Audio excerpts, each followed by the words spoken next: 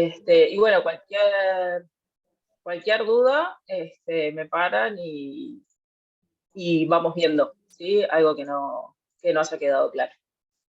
Bueno, como bien decía María José, el título de la presentación ¿es tu guanina está nitrada? ¿Esto por qué? Ahora vamos a darle respuesta entonces a esta pregunta. Primero que nada, debemos posicionarnos, ¿no? En qué vamos a hablar, en realidad. Entonces, la importancia de lo que es el balance redox, porque que la guanina esté nitrada en realidad es porque algo no está del todo bien en la célula. Entonces, lo primero que tenemos que saber es cómo funciona normalmente una célula, ¿sí? Una célula tiene que tener una homeostasis, un balance, donde la señalización redox, la defensa de huésped frente a agresiones, ¿sí? Y la sobrevida celular esté garantizado.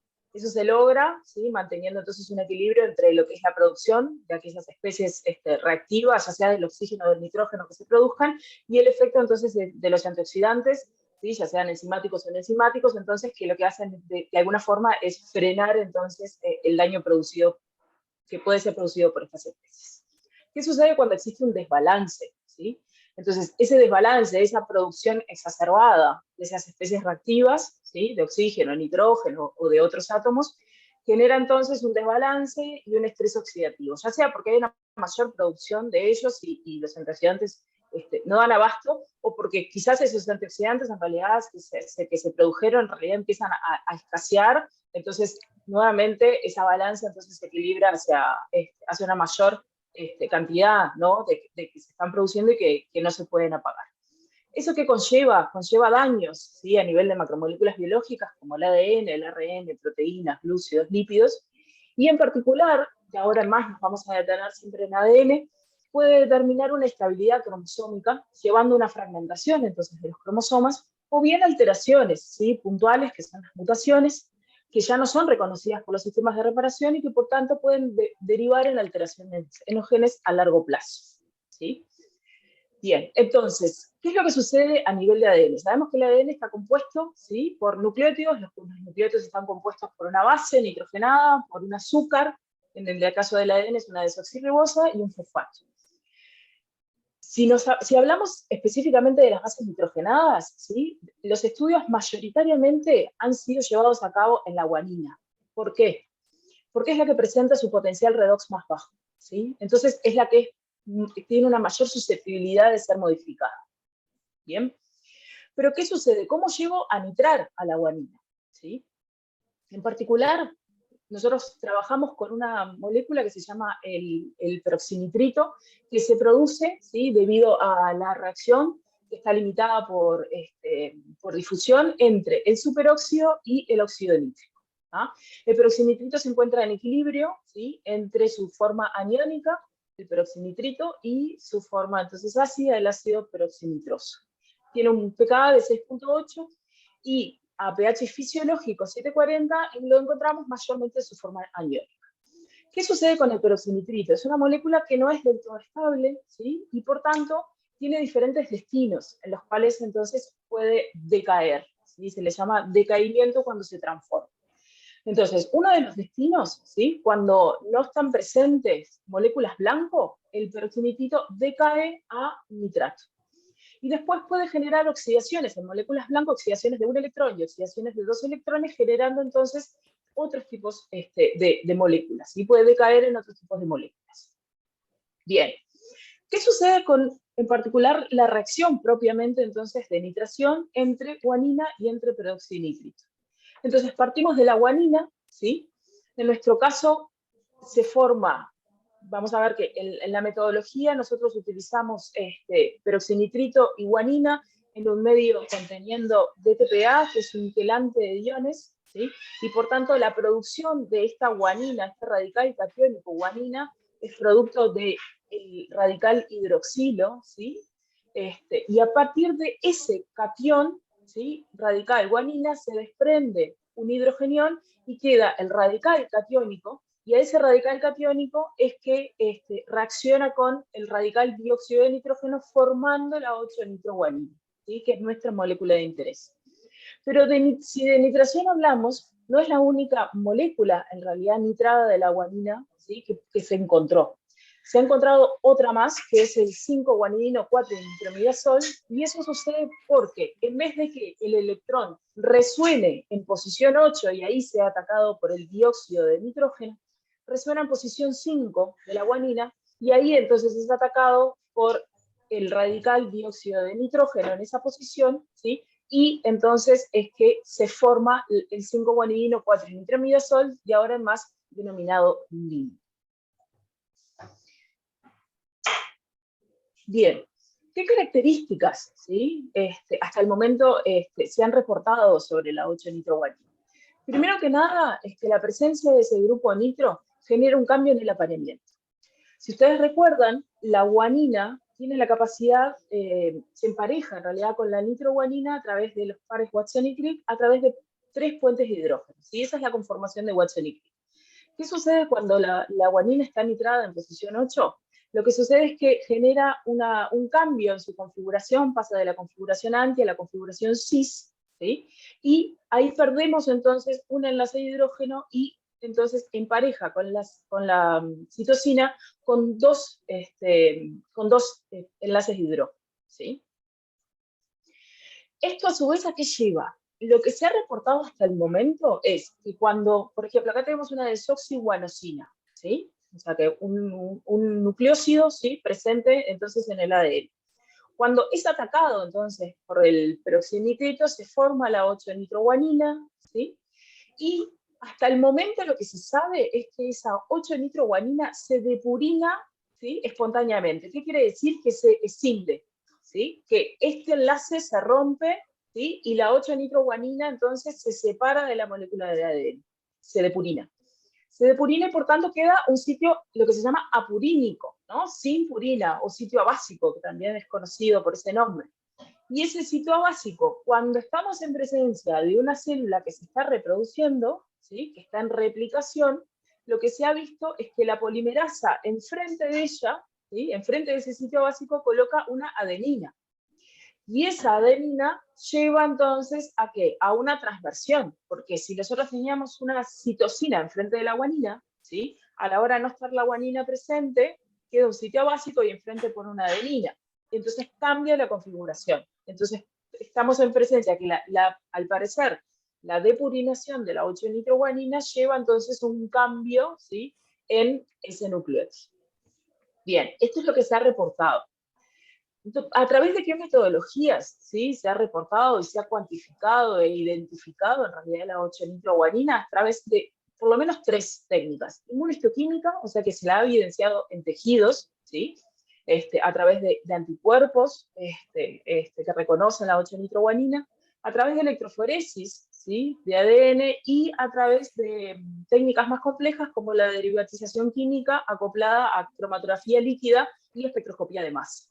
Entonces, hasta el momento lo que sabemos es que la 8-guanina se forma, está presente en el ADN y después se la ha cuantificado, se la ha observado en tejidos y se la ha cuantificado en fluidos como orina y sangre, ¿sí?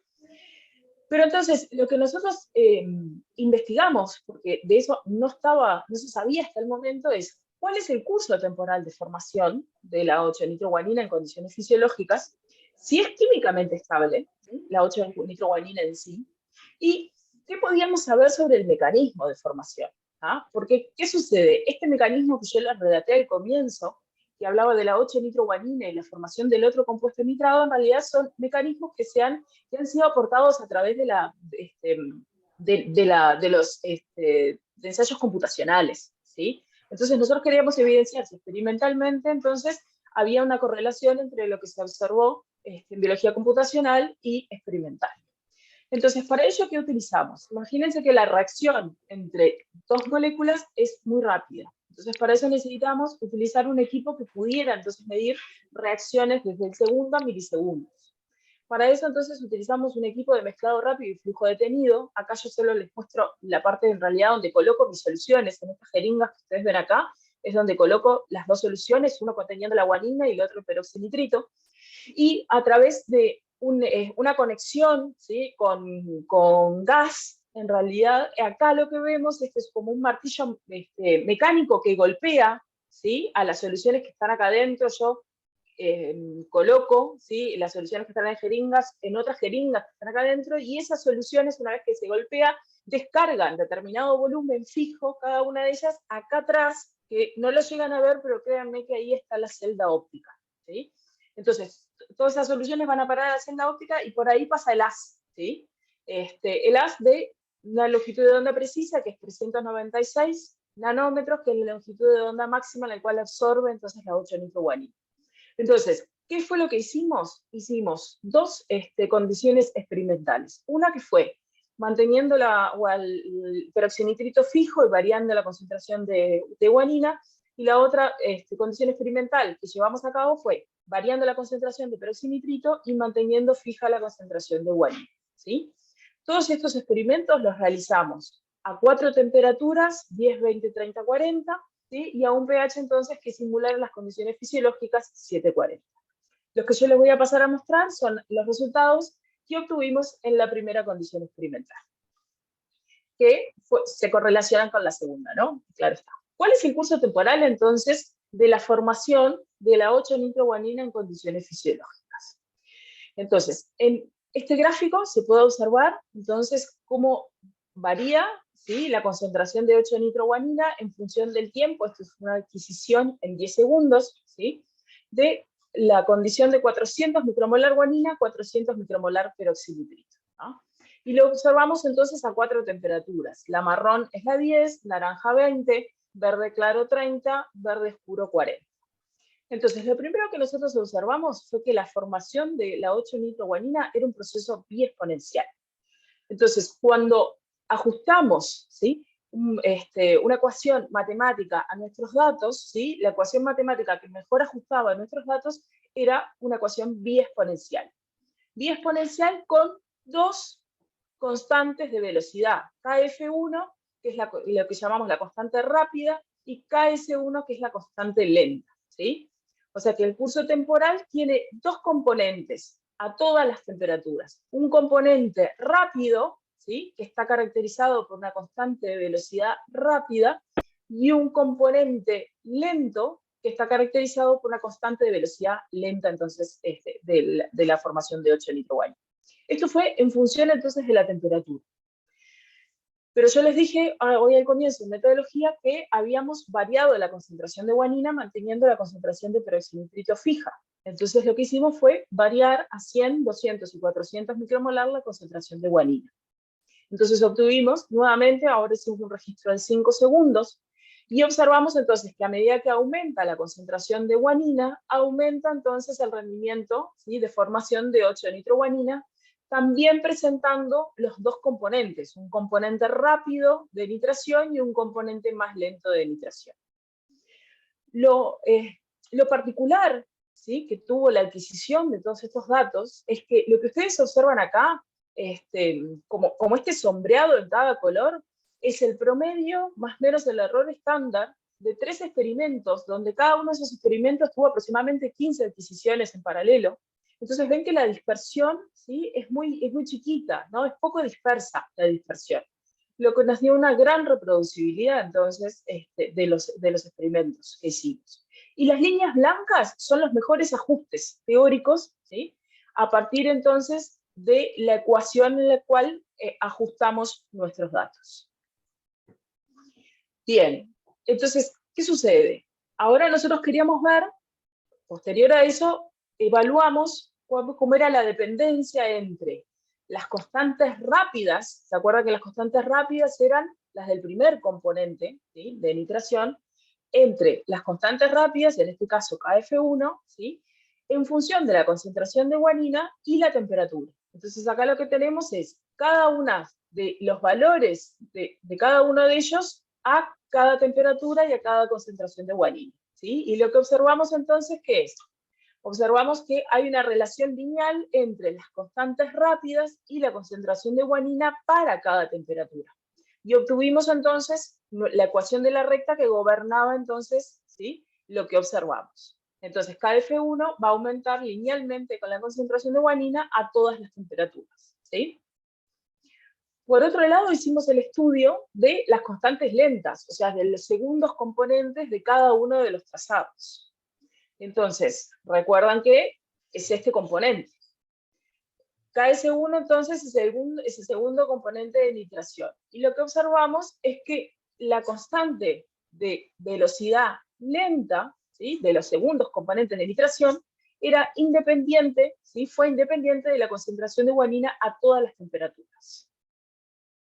Entonces, teniendo, ¿sí?, estos datos entonces de constantes de velocidad, hicimos el análisis termodinámico, porque recuerdan que nosotros los experimentos los llevamos a cabo a 4 temperaturas. Entonces lo que hicimos fue construir los gráficos de Arrhenius, ¿ah?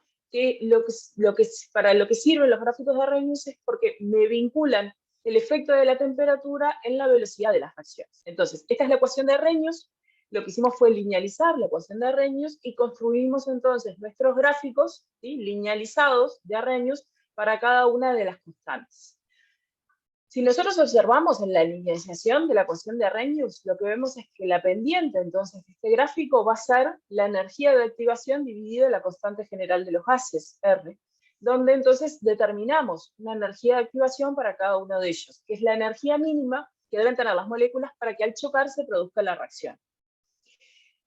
De esto, entonces, ¿qué graficamos? Recuerdan que para las constantes rápidas obtuvimos una relación lineal entre las constantes de velocidad KF1 en función de la concentración de guanina. Entonces, ¿qué graficamos? Graficamos esta, K sub A, que es una constante, ¿sí?, de segundo orden, ¿ah? La graficamos con respecto a la temperatura y obtuvimos entonces una determinada energía de activación. Lo mismo hicimos, ¿sí?, para las constantes de primer orden, ¿sí?, como son KB, que es la ordenada del origen, y KS1, que KS1 recuerdan que eran las constantes lentas, ¿sí?, el segundo componente de nitración. Entonces determinamos cuáles eran las energías de activación, ¿sí?, para las 3 constantes, y vimos entonces que la que está vinculada con el componente rápido es la que tiene es la reacción más rápida, ¿sí?, es la que tiene la menor energía de activación, mientras que la KS1, que es la que está vinculada al componente lento, es la que presenta la reacción, la mayor energía de activación, de lo que nos habla de una reacción más lenta, ¿sí? Y esto se relaciona también, por ejemplo, con la nitración de fenoles que da en el entorno de lo que nos dio, ¿sí?, la reacción más lenta, ¿no? Por otro lado, estudiamos si efectivamente, una vez que se formaba la 8-nitroguanina, ella era estable químicamente. Para eso lo que hicimos fue, a través de la combinación de 200 micromolar guanina con 400 micromolar peroxinitrito, a 25 grados y a 37, lo hicimos a las 2 temperaturas y nos dio el mismo patrón, utilizamos un espectrofotómetro en este caso, ¿sí?, y adquirimos entonces los cursos temporales de nitración a 396, que era la longitud de onda máxima de la 8-nitroguanina. Entonces acá lo que observamos es cómo es la cinética entonces de formación de la 8-nitroguanina. Adquirimos primero 60 segundos iniciales, ¿sí?, donde se observa entonces que acá hay un cambio grande en realidad en la frecuencia de adquisición. Recuerden que para los experimentos con el equipo de mezclado rápido adquiríamos a 5 segundos y adquiríamos a 10 segundos, pero la primera adquisición era a 0.01 segundo. Acá tenemos en el efectofotómetro la primera adquisición es a los 200 milisegundos, y a los 200 milisegundos ya se está terminando el componente rápido. Entonces lo que nosotros vemos acá, esta subida exponencial, es el componente lento, ¿sí? Igualmente lo pudimos observar. Entonces observamos los primeros 60 segundos, ¿sí?, vimos que se volvía estable, y a partir de ahí lo que hicimos fue monitoreamos por 4 horas y tomamos registro de la absorbancia cada media hora. Entonces, ¿qué concluimos de esto? Que sin duda que la 8-nitroguanina presenta una estabilidad química, ¿sí?, en condiciones fisiológicas a pH 740, y a su vez que no se desnitra, ¿no?, porque no vimos una caída de la señal, ¿sí? La señal se perpetúa por lo menos en 4 horas. Una vez entonces que determinamos que era estable y que sabíamos cómo era la cinética de formación, bueno, fuimos a evaluar posibles respuestas sobre el mecanismo. ¿Cómo es que podemos discernir cuál es el mecanismo por el cual se nitra la nitroguanina, la guanina? A través de moléculas antioxidantes, ¿sí? Una de ellas que utilizamos fue el ascorbato. El ascorbato tiene la capacidad de interactuar directamente con el peroxinitrito y de esa forma, entonces, no hay producción de 8-nitroguanina. ¿Cómo lo evidenciamos acá en el gráfico? Nosotros tenemos en marrón, ¿sí?, lo que sería el control, es decir, la mezcla de reacción de guanina y peroxinitrito únicamente, ¿sí? Entonces vemos perfectamente los dos componentes, ¿no? El componente rápido y el componente lento. ¿Qué sucede cuando colocamos ascorbato en la solución? Lo que observamos es que no hay una formación de 8-nitroguanina. Acuérdense que esto lo registramos a 396, la longitud de onda máxima de la nitroguanina, y no hay formación. Por tanto, concluimos acá que si el ascorbato interactúa completamente con el peroxinitrito, no hay molécula nitrante capaz de nitrar a la guanina. Eso por un lado. Entonces, no se observó nitración. Por otro lado, ¿qué usamos? Usamos L-manitol. El L-manitol es un azúcar que lo que hace es un secuestrador del radical hidroxilo, ¿sí? El radical hidroxilo es una de las formas, ¿sí?, en las que decae el peroxinitrito. ¿Se acuerdan que el peroxinitrito tenía la capacidad de decaer de diferentes formas? Una de ellas es a través de homólisis, se llama este proceso, que es cuando se parte a la mitad, ¿sí? Eso quiere decir homólisis, se parte a la mitad el peroxinitrito formando dos radicales, el radical hidroxilo y el radical dióxido de nitrógeno.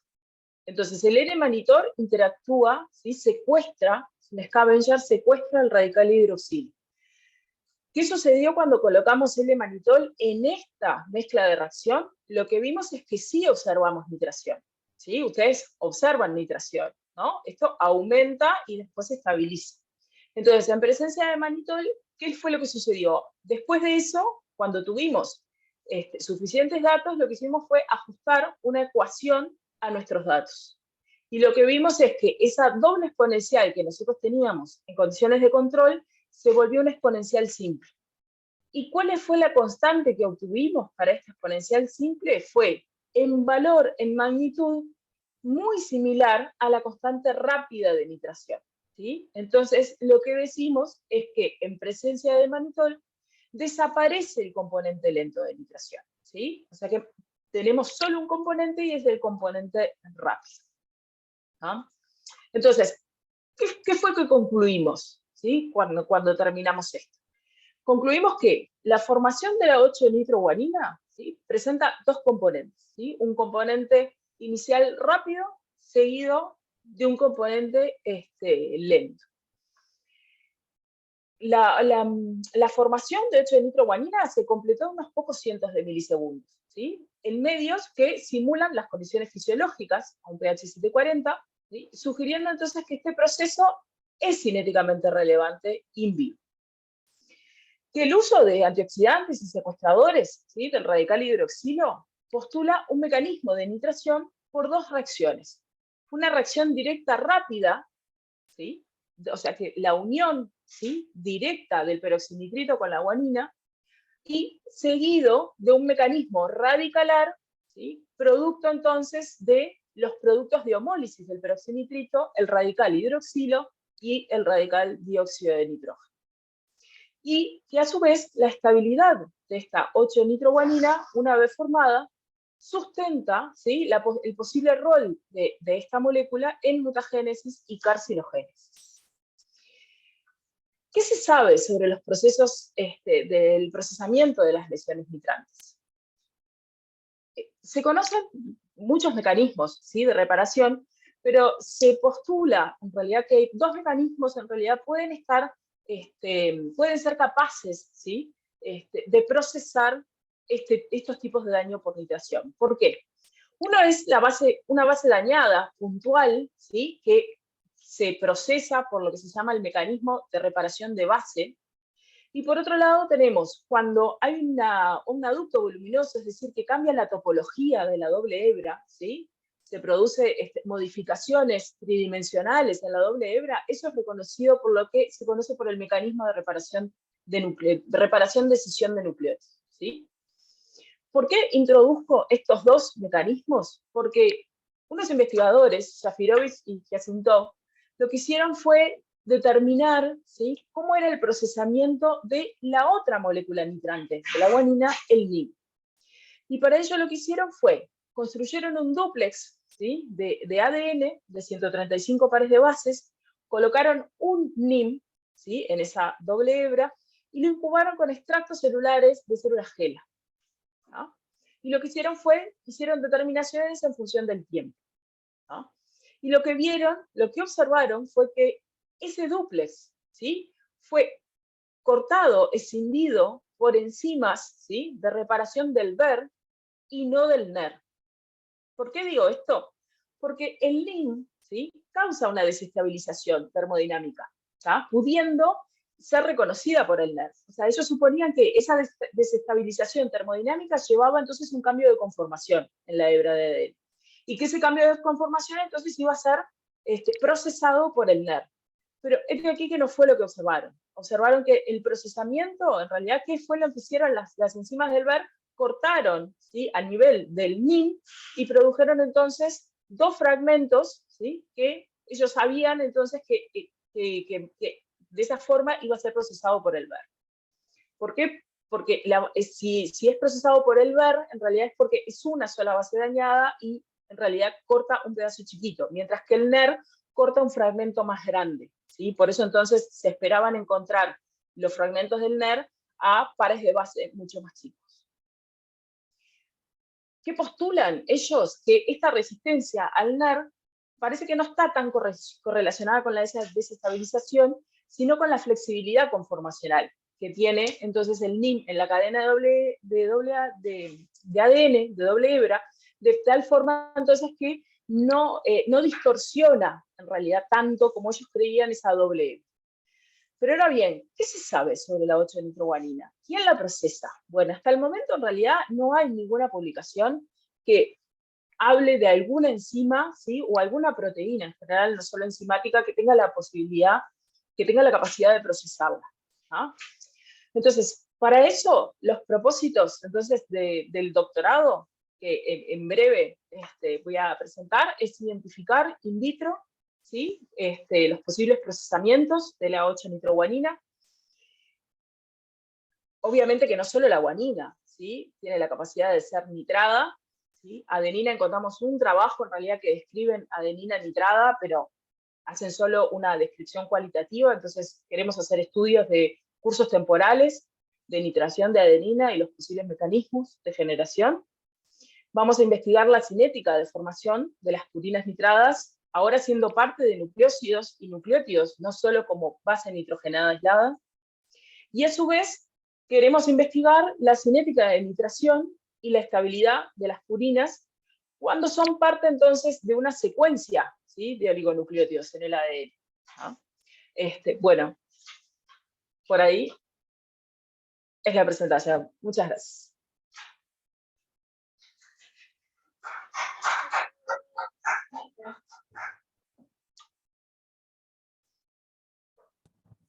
Aplauso virtual, ahí te va mi manito. Felicitaciones, Ana, muy linda presentación. Bueno, estamos abiertos entonces a preguntas. Julio tiene la mano levantada, así que comencemos por él.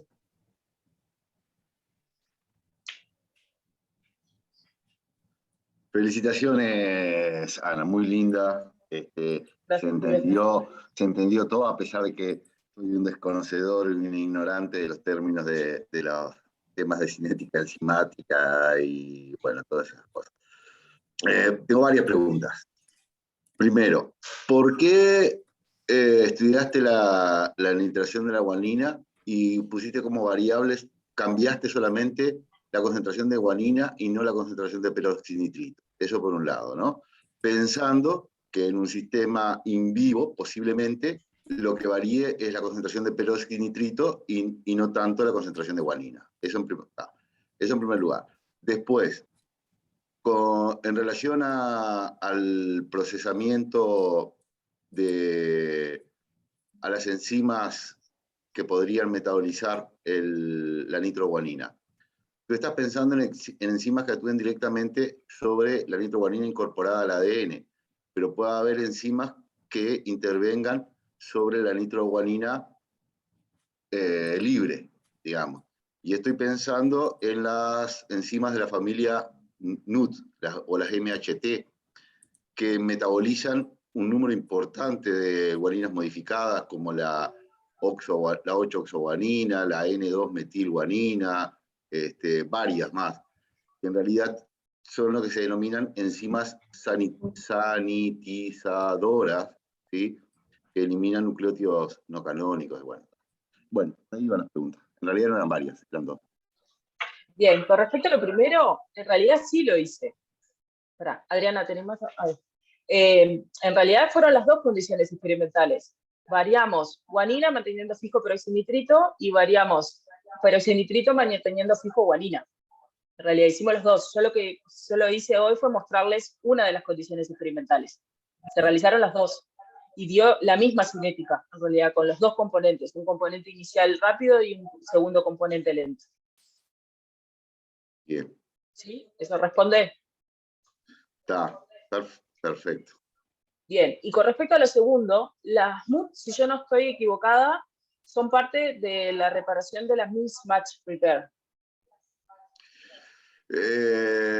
Bueno, yo no tengo, no sé, capaz que sí, pero intervienen más que nada, no tanto sobre el ADN, sino sobre los nucleótidos libres también. Bueno, en realidad sobre los nucleótidos libres, lo que yo he leído es que a nivel de ARN sí se integran a los ARN la guanina nitrada. Eso sí te puedo decir porque lo he leído en trabajos. Sobre la reparación, en realidad, o por lo menos el procesamiento, la desnitración de guanina, yo he buscado no solo asociada, ¿no? Siendo parte de ADN, he buscado enzimas o cómo se puede procesar en realidad esta modificación y hasta el momento no he encontrado trabajos que hablen. Lo que han postulado en realidad son posibles formas, reacciones químicas en realidad que podrían llegar a ser parte del procesamiento, pero no específicamente, ¿sí? Ninguna proteína en general estoy hablando, ¿no? Que tenga la capacidad de que la 8-nitroguanina sea sustrato de eso. Sí. O sea, no, te preguntaba porque acá yo tengo un trabajo que leímos porque en realidad nosotros trabajamos en lo de farmacogenética, viste que de la leucemia trabajamos con el metabolismo de la tioguanina, ¿no? Que en realidad es distinta, ¿no? Y hay unas enzimas que eliminan esos grupos tioles, ¿no? de las guaninas.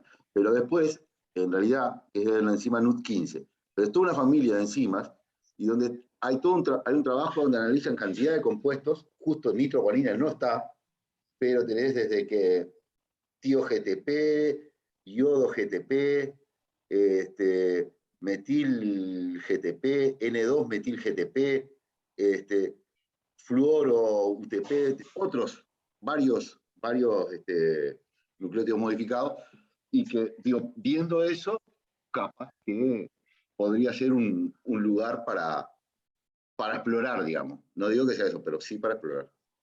Sí, mira, cuando en realidad las primeras charlas entre Daniel y Débora, o sea, salió como el tema estudiar la nitroguanina, porque de hecho no había nada, en realidad, había muy poco, se sabía muy poco, en realidad, sobre la nitración de ADN, y tomando en cuenta, ¿no? Que peroxinitrito en algunas condiciones se produce en grandes cantidades, ¿no? Por ejemplo, en inflamación, entonces era un tema en realidad que no sé, no había muchas publicaciones hasta el momento y nos pareció súper pertinente. Por otro lado, a nivel citoplasmático, en realidad, la nitración, por ejemplo, del GMP cíclico y demás, tiene consecuencias. O sea, yo lo que pasa es que me gusta estudiar ADN en particular, y cuando la molécula está asociada al ADN, pero en realidad hay un universo, ¿sí? Aparte, en realidad, de lo que es el ADN, donde la nitroguanina puede estar implicada. Y para terminar, te puedo hacer una pregunta. ¿Se puede estudiar en un sistema celular cuánta nitroguanina está incorporada al ADN? ¿O si se incorpora y se mantiene? Si se compone y se mantiene, sí, se puede llegar a estudiar, en realidad, se puede estudiar por HPLC masa, en realidad podemos saber cuántas presenta, por ejemplo, bueno, no sé si un ADN en su totalidad, pero sí un oligonucleótido. Un desoxio de oligonucleótido lo podemos estudiar. Por electroforesis también lo podríamos estudiar. Sí, bueno, esa es una de las cosas que queremos hacer. Perfecto, gracias. Por favor, a ti. Daniel, tienes la mano levantada. Y no sé, estaba Adriana también, no sé, la perdimos. Sí, es verdad. Estaba Adriana después de Julio, no sé. Pero Sí, me pero parece se que... desconectó. Sí. ¿Vos tenías pregunta? Preguntan. No puedo porque no estoy en un programa de audio. Está Daniel y después me preguntas. Después me preguntan eso. Bien, bueno, tengo un comentario con respecto a la presentación inicial de Ana Gabriela, quizá para arrimar algunos datos experimentales más, ¿sí? Después de haber hecho experimentos intensivos durante 4 cenas en San Francisco, no estoy tan seguro lo de que no le gusten los dulces o no compita con los demás por los dulces, ¿sí? Digo, lo dejo ahí porque son datos preliminares, los estamos analizando todavía. Le gustan solo si son extranjeros, entonces.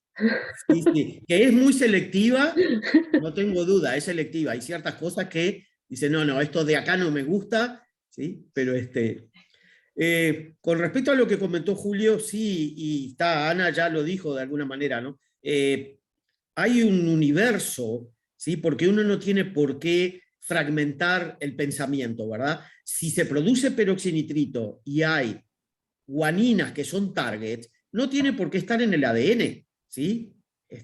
Puede estar en cualquier otro lado, es decir, puede estar en la mitocondria, puede estar en el ARN, o puede estar soluble en el citosol, ¿sí? Y de ahí está todo este otro tema, que justamente los nucleótidos de guanina son segundos mensajeros, ¿sí? Quizá tan importantes como el ATP, el GTP, ¿sí? Y de hecho hay un bloqueante de la guanilato ciclasa soluble, ¿sí? La guanilato ciclasa es, digamos, el primer target de la vía canónica de la señalización del óxido nítrico, ¿sí? Tiene un grupo M, ¿sí? Un grupo hemo, nunca sé si es HIM, si es hemo, no sé cómo se dice en español.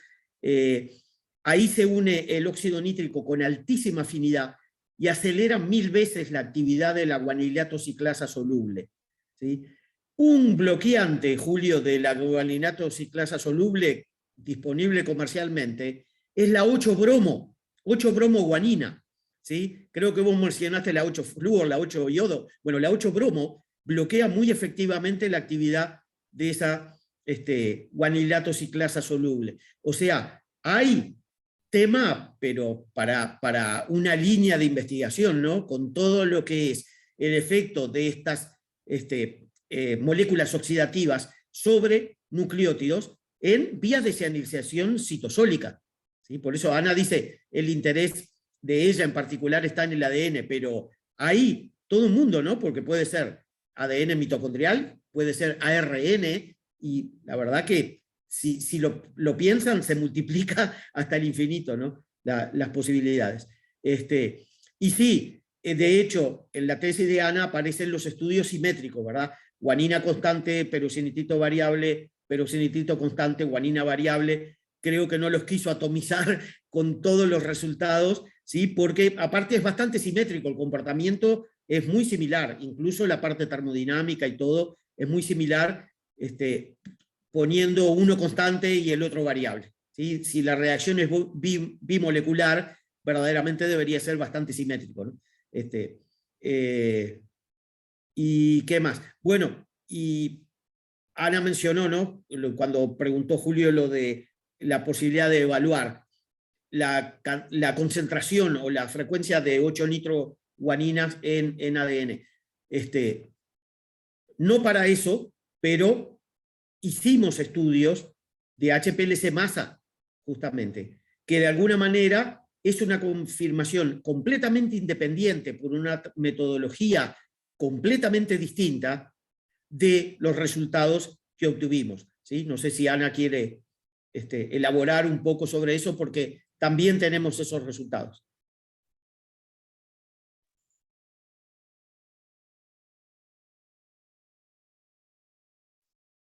Capaz que, no sé, porque si hay preguntas, capaz que mejor las preguntas y después. Como prefiera Nélida, si quiere esperar a... Nélida, sos vos la siguiente. Yo puedo esperar, sí, no hay problema, yo espero.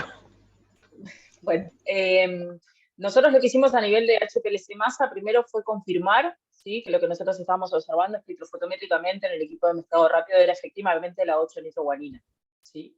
Eso, ¿por qué? En realidad, porque el otro producto de nitración tiene un máximo de longitud de onda de absorción muy similar a la 8-nitro. Entonces necesitábamos corroborar que efectivamente lo que nosotros estábamos observando era 8-nitroguanina y así fue, en realidad. Hicimos tanto las reacciones, las mezclas de reacciones de guanina y peroxinitrito, usando un estándar interno, es decir, una molécula con isótopos para poder entonces determinar que efectivamente sella al tiempo de dilución, ¿no?, del HPLC, es el mismo tiempo de dilución de la 8-nitroguanina de nuestra mezcla de reacción, y a su vez hicimos estudios también sobre el mecanismo.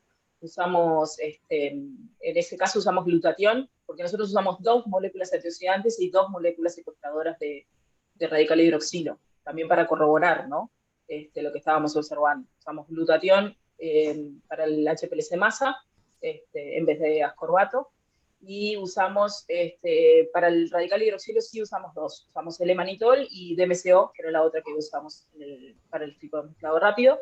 Y bueno, y efectivamente observamos lo mismo. En presencia de glutatión no se observa nitración de guanina, o sea, no obtenemos datos. Y en presencia de tanto manitol como DMCO, obtuvimos rendimientos de 8-nitroguanina muy similares a los que obtuvimos en el equipo de mezclado rápido, lo cual entonces nos confirma la producción de 8-nitroguanina, entonces en presencia de los radicales, producto entonces de la acción directa del peroxinitrito sobre la guanina, y que efectivamente entonces 8-nitroguanina se estaba produciendo en su presencia. Fue redondo. Nélida. Ana, tú nos dijiste que se puede detectar en la célula por inmunohistoquímica, y a mí me quedé pensando como que, yo qué sé, como qué cantidad o qué porcentaje será necesario para que, o sea, qué cantidad de guaninas nitradas será necesario en la célula para que los anticuerpos realmente reconozcan y se peguen. O sea, tiene que haber como cierto umbral de nitración para que eso ocurra. O sea, no con 1 o 2 por ahí nitraditas. No. O sea, Supongo hay que no. como alguna forma Sí, supongo que tiene que haber. Mira, yo lo que tengo son dos trabajos en realidad, que lo que hicieron fue determinaron la presencia de 8-nitroguanina y 8-oxoguanina, y se hicieron el merge también de ellas dos, en varios tejidos, es más. Pero no recuerdo ahora, en realidad, la concentración, o si hicieron, si publicaron, en realidad se informan cuáles son las concentraciones mínimas en las cuales empezaron a detectar. Eso lo tengo que buscar y te digo. Lo que sí recuerdo, tengo un trabajo sobre fumadores en particular, que lo que hacen es evidenciar la 8-nitroguanina. En realidad no trabajan con una población control, sino trabajan con fumadores crónicos y enfermos de cáncer de pulmón. Y ahí en realidad también hay como una diferencia, hay una cantidad, una proporción de 8-nitroguanina interesante en los fumadores y obviamente en un cáncer de pulmón. Eso te lo busco y te digo, en realidad porque no me acuerdo de los valores. Julio tenía una Levantaste la mano, igual. Está muteado. No, levantaba la mano para decir que me puedo someter para el estudio de fumadores crónicos, para la nitroguanina. No, de vuelta. Pero Perdón, ¿eso en los fumadores crónicos era en el ADN o nitroguanina así no? En realidad, bueno, ahora me queda la duda, en realidad, de que... Sí, Ana, eran el ADN porque está referido por millón de bases. Es verdad, por pares de base. Tenés razón. Era en ADN. Ah. Bien. ¿Más preguntas? Si no, hago la mía. La mía es un poco de chusma y en realidad, Ana, lo que pretendo es saber si podrías hipotetizar, o sea, vos hablaste que las distintas bases tienen distintos potenciales y cada una, ¿no?, distintas susceptibilidades a los efectos del peroxinitrito. ¿Qué crees entonces que pasará con la adenina? ¿Crees que la cinética va a ser similar? ¿Qué pensás? ¿Qué podría pasar si no hay ninguna? En realidad, lo que tengo, o sea, sé que se forma, porque en realidad tengo un trabajo en el cual se reporta la 8-nitroguanina. Se reporta en realidad, ellos lo que hacen es comparar la formación de 8-oxoguanina y 8-nitros. Sepamos, ¿no?, que la 8-oxo es la que se produce en mayor proporción siempre, ¿no? La oxidada es siempre la de mayor proporción. Entonces, lo que hacen es una evaluación en realidad en la proporción que se forma, y 8-nitro, adenina se forma en mucho menor proporción, pero formarse se forma. El tema es que nosotros comenzamos a hacer algún estudio de adenina, en realidad mientras estaba haciendo los experimentos de la tesis, y estuvo complicado de resolver en realidad los cursos temporales, en realidad. Nos pasó que no estaba claro en realidad de cómo era, de en qué tiempo en realidad se formaban y si permanecía como tal. Entonces, parte yo creo que también en que no hay tantos estudios es que no es tan fácil abordar como la metodología en realidad para poder estudiarlas. Pero sí, formarse, se forma, va a ser una baja proporción. Yo supongo que con la cinética será similar, pero bueno, no, la verdad no tengo mucha idea con lo que me voy a encontrar.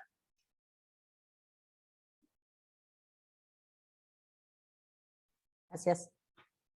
Julio. Tengo una última pregunta que en realidad, y un comentario. No, en el estudio de los fumadores, más allá de que encontraron un valor ahí medio, ¿encontraron variabilidad en los niveles de nitroguanina entre las distintas personas? Porque eso podría ser un puntapié para poder buscar las enzimas o las posibles proteínas que estén involucradas en la eliminación de la nitración, o sea, eliminar el peroxinitrito, digamos. Un estudio de asociación, juntar la genética con eso. Si encontramos que hay personas que tienen variabilidad en los niveles de nitroguanina expuestas a la misma cantidad, podríamos llegar a identificar eso. Y después lo otro es, más un comentario. Me imagino haciendo el experimento, esperando las 4 horas, midiendo la concentración de nitroguanina cada media hora sentadita frente al aparato. Y tal, me imagino, no sé si el aburrimiento o no sé qué hacía, digamos, mientras estaba sentada al lado del aparato para medir. O el automático. ¿Qué son 4 horas en el laboratorio, Julio? No es nada. Sí, no, bueno, 4 horas haciendo, pero 4 horas esperando para hacer la medida, es otra cosa. Bueno, pero nos turnamos. Natalia midió algunas, yo midí otras. Nos turnamos. Hicimos otras cosas. Tuviste colaboración. Bueno, siempre hay colaboración. Uno no trabaja solo. Muy bien. Bueno, ¿sí? Me tengo que ir. Daniel tiene ahí la mano levantada. No, me acuerdo, sí, el comentario de que Natalia se ponía el timer y hacía otras cosas entre medio, pero cada media hora iba y leía en el espectrofotómetro, ¿sí? Y Ana también, es decir, no es que estaban ahí sentaditas esperando que se cumpliera la media hora, sino que andaban por todo el laboratorio, pero cada media hora, y esto se repitió Ana, Natalia, no sé, se repitió como 15 veces. Esas barras de error son de una cantidad de experimentos independientes hechos manualmente, ¿no? Hechos manualmente, lo cual también quiero remarcar, como dije lo del HPLC masa, que fue una confirmación independiente de estos resultados, ¿sí? Fue genial el sentimiento de ver que se confirmaba lo que habíamos visto con el equipo de mezclado rápido, con una técnica absolutamente independiente. Bueno, en este caso también, por si existiera la duda de que había algún artefacto relacionado con el equipo de mezclado rápido y esos pistones que se mueven a velocidad, ¿sí?, en la cámara de mezcla, nos pasamos al Shimatsu, que es el espectrofotómetro manual, que si bien tiene el problema de que recolecta los datos mucho más lentamente, ¿sí?, como dijo Ana, en vez de 10 milisegundos, son 200 milisegundos cada medida, pero obtuvimos resultados absolutamente consistentes, ¿sí?, con una aproximación completamente distinta. Que me parece que siempre está bueno eso, porque nos da la tranquilidad de que no estamos sacando conclusiones de un artefacto producido por el método que estamos usando, ¿no?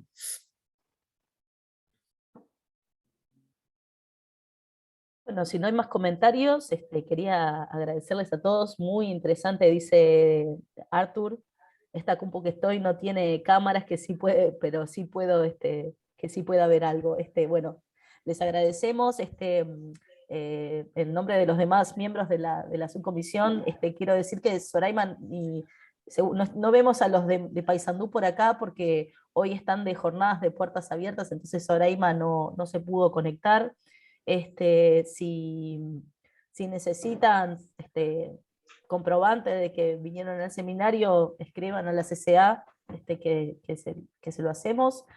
Les agradecemos sus intervenciones, comentarios, y de nuevo, gracias Ana, estuvo excelente la presentación.